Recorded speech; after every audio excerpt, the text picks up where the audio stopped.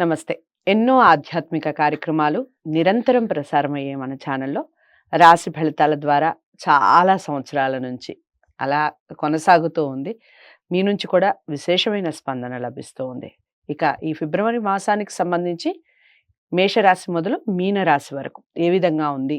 వివిధ రాశుల వారికి తెలియజెప్పే ముందు మనకి అమావాస్య నాడు ఏ విధంగా జరుపుకోవాలి? ఏమిటి దాని యొక్క విశిష్టత ఏమిటి? వివిధ రాశుల వారికి ఏ విధంగా ఉంది అనేది వివరిస్తారు గురువుగారు. దాన్ని కూడా నోట్ చేసుకోండి. ఇక రాశులకు మేషరాశి మొదలు మీన రాశి వరకు వివిధ రాశుల వారికి ఏ విధంగా ఉందో కూడా వివరిస్తారు. ప్రతి ఒక్కళ్ళు నోట్ చేసుకోండి. డౌట్ ఏదన్నా ఉంటే ఖచ్చితంగా కామెంట్ బాక్స్‌లో తెలియచేయండి. లేదా గురువుగారిని కూడా సంప్రదించవచ్చు. స్క్రీన్ మీద కనపడే నెంబర్‌కి కాల్ చేయడం ద్వారా. నమస్కారం గురువుగారు. ఆశీర్వచనం తల్లి. ఈ రాశులు వివిధ రాశుల వారికి మేషరాశి మొదలు మీన రాశులు 12 రాశుల వారికి ఓవరాల్‌గా అసలు గ్రహస్థితులు ఏ విధంగా ఉన్నాయి? ఎలాంటి పూజలు, ఎలాంటి హోమాలు ఏమన్నా చేసుకోవచ్చా? ముఖ్యంగా అమావాస్యకు సంబంధించి ఇలాంటి వివరాలు చెప్పండి. శ్రీ మహాగణాధిపతయే నమః. ఐం మహాసరస్వత్యే నమః. శ్రీ లలితాంబికాదేవియే నమః. ద్వాదశ రాశుల వాళ్లకు కూడా ఈ ఫిబ్రవరి మాసములో ఎలా ఉంది, ఏమిటి అనేటువంటిది ప్రతి మాసము తెలియజేసినట్టుగానే ఇప్పుడు కూడా తెలియజేయబడుతుంది.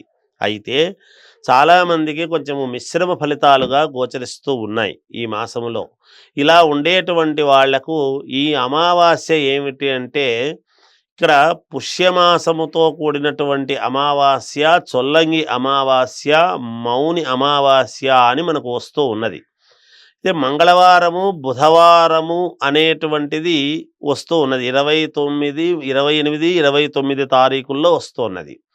అయితే మనము ఫిబ్రవరి 1వ తేదీ నుంచి మనము రాశి ఫలాలు చెబుతూ ఉన్నాము కాబట్టి వాళ్లకు అన్ని రకాల మేలు జరగాలి 12 రాసుల వాళ్లకు అంటే మీరు ప్రతి వాళ్ళము మనము హోమాలే చేసి ఇంకేవో చేసుకోనక్కరలేదు. ఎక్కడికి వెళ్ళాల్సినటువంటి అవసరము లేదుగాక. నేను ఎందుకు చెబుతున్నాను అంటే 28వ తారీఖు సాయంకాలము మంగళవారము అమావాస్య ప్రారంభమై బుధవారము సాయంత్రము దాకా ఉంటూ ఉన్నది. కనుక ఈ అమావాస్య రోజు మీరు చేయాల్సినటువంటి పనులు ఏమిటంటే, మీకు ఇంకా బాగుండాలి, మేలు జరగాలి, అనేక రకాల యోగాలు కలగాలి, ఈ ఫిబ్రవరి మాసం అంతా కూడా మేలు జరుగుతుంది అంటే ముందు దైవానికి నమస్కారం చేసుకుంటే తర్వాత మన జీవితం బాగుంటుందని కదా వెళుతున్నాం. మంచి జరిగిన తర్వాత కూడా వెళతాం ఎలాగో దేవాలయానికి. అందులో భాగంగానే ప్రతి వాళ్ళు కూడా మంగళవారము సాయంకాలము కానీ మామూలుగా బుధవారము ఉదయము కానీ మీరు చేయాల్సింది ఏమిటంటే, మంగళవారం సాయంత్రం అయితే పసపు గణపతిని చేసుకొని రాత్రికి మీరు కందిపప్పుతో గణపతికి అర్చన చెయ్యండి, అష్టోత్తరము చెయ్యండి. ఆ కందిపప్పును, ఆ గణపతి పసపు గణపతిని కందిపప్పునంతా కూడా ఒక చోట అని పెట్టి ఆ గణపతిని కావాల్సింటే మరుసటి రోజు మీరు నీళ్లలో కలిపేయవచ్చును, చెట్లలో కానీ దానిలలో కానీ. అలాగే బుధవారము నాడు మాత్రము నువ్వులతో అర్చన చెయ్యండి. ఈ 2 గనక పాటించినారు అంటే మీకు చాలా మేలు జరుగుతుంది. మీ జీవితంలో కొన్ని ఇబ్బందులు ఉండేటివి తొలగిపోయి మేలు జరిగే అవకాశాలు ఎక్కువగా ఉంటాయి. ఇది అన్ని రాసుల వాళ్ళు పాటించవచ్చును.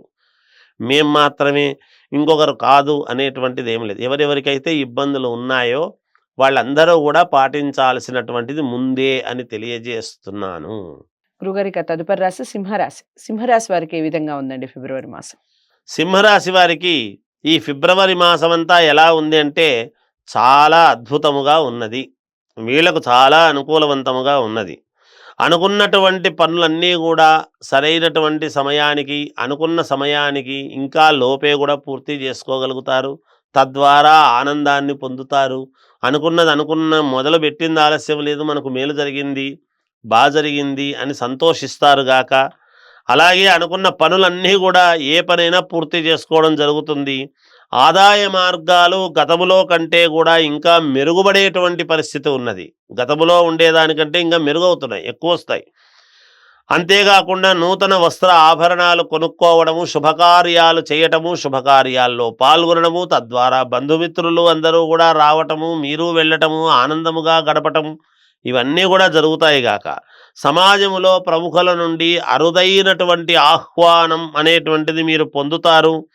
బంధుమిత్రులతో దూర ప్రయాణ సూచనలు ఉన్నవి, మేలు జరుగుతుంది. చిన్ననాటి మిత్రులతో నూతన వ్యాపారాలు ప్రారంభించడం లాంటివి చేస్తారు. మిత్రులతో, మీ స్నేహితులతో, చిన్నప్పటి నుంచి ఉండేటువంటి వాళ్ళతో కలిసి ఒక వ్యాపారం చెయ్యాలి అనుకుని ముందుకు వెళ్ళేటువంటి పరిస్థితిగా ఉన్నది. ఉద్యోగస్తులకు అధికారుల అనుగ్రహముతో పదోన్నతులు కలుగుతాయి. పై అధికారులతో మీకు పదోన్నతులు రావడం జరుగుతుంది. నిరుద్యోగులకు, చాలా కాలముగా వేచి ఉండేటువంటి వాళ్లకు తప్పకుండా ఉద్యోగాలు లభించి తీరుతాయి గాక. నూతన గృహ నిర్మాణాలు అనేటువంటివి చేపడతారు. బంధుమిత్రుల యొక్క సహాయ సహకారాలు మీకు పూర్తిగా అందుతాయి గాక. సంతానము విద్యా విషయాలపై దృష్టి సారించాల్సినటువంటి అవసరము ఏర్పడుతూ ఉన్నది. ఇక విద్యార్థులకు చాలా యోగదాయకముగా ఉన్నది. సినిమా రంగములో ఉండేటువంటి వాళ్లకు, సీరియల్స్లో నటించేటువంటి వాళ్లకు చాలా అనుకూలముగా ఉంటున్నది. ఏది ఏమైనా వ్యక్తిగతమైనటువంటి జాతకాన్ని పరిశీలన చేసుకొని ముందుకు వెళ్ళండి, మేలు జరుగుతుంది. చాలా చక్కగా మొత్తం మాసం అంతా చాలా బాగుంది సింహరాశి వారికి. ఇక దైవారాధన, రంగుల దిక్కుల విషయం చెప్పండి గురుగారు. ఏ రంగులు ఇది వేసుకుంటే వీళ్లకు మేలు అని గనక అనుకుంటే, గోల్డ్ కలర్ గనక వస్త్రము వాడితే చాలా అనుకూలవంతముగా ఉంటుంది మీకు ఈ మాసం నిజానికి. ఇక దిక్కుల విషయానికి వచ్చేటప్పటికి అన్ని దిక్కులు మీకు పనిచేస్తాయి గాక. దైవారాధన విషయానికి వచ్చేటప్పటికి వినాయకుడిని ఆరాధించండి, ఈ మాసం మీకు మేలు జరుగుతుంది.